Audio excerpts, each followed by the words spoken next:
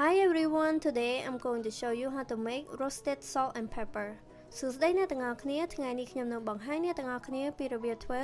អំបិលម្រេចលីង គ្រឿងផ្សំមានដូចជា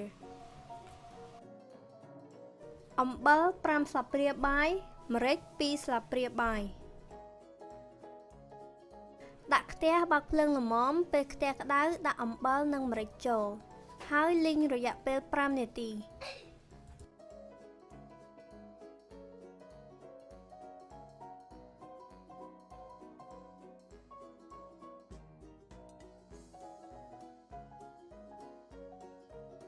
ពេលដែលលីងអំបិលម្រេចរួចហើយទុកឲ្យត្រជាក់ដើម្បីយកទៅកិនឲ្យម៉ត់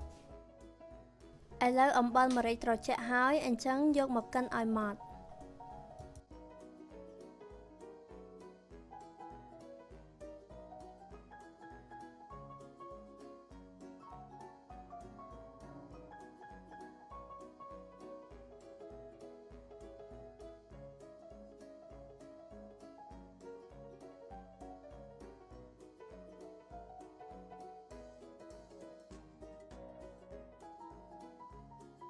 ឥឡូវអំបិលម្រេចលីងបានកិនរួចហើយមើលទៅគឺបែបនេះ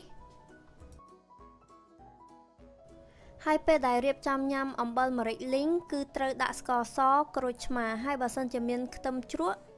ក៏អាចដាក់ខ្ទឹមជ្រក់បានដែរហើយអំបិលម្រេចលីងនេះពេលដែលញ៉ាំទៅគឺមិនមានជាតិឬក៏ក្លិនឆ្អាបដូចជាអំបិលម្រេចធម្មតា កុំភ្លេចសាកធ្វើញ៉ាំណា